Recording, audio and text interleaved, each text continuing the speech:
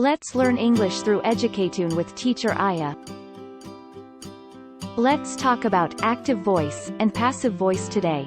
But what is a voice? Voice is the quality of verb which indicates whether the subject acts or is being acted upon. The two types of voice are active and passive. In active voice, the subject performs the action. Example: Tommy feeds his dog. Tommy is the subject or the doer of the action.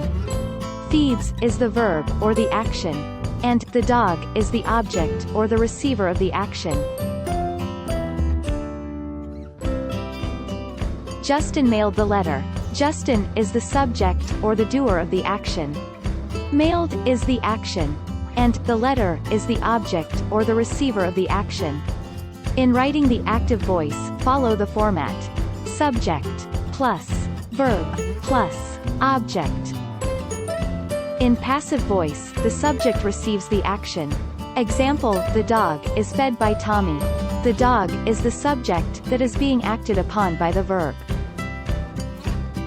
The letter was mailed by Justin. The letter is the subject that is being acted upon by the verb was mailed. In writing the passive voice, we follow the format: subject plus auxiliary verb plus main verb. Let's try to change active to passive voice.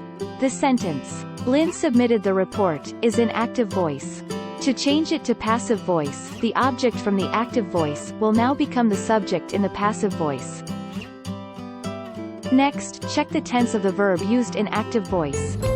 If it is in the present tense, use the auxiliary is or are, depending on the subject, in passive voice. If it is in the past tense, use was or were. Then, write the past participle of the main verb. Lastly, place the active sentences subject to a phrase, beginning with the preposition by. We now have the passive sentence. The report was submitted by Lynn. Another example: Liz plays the piano.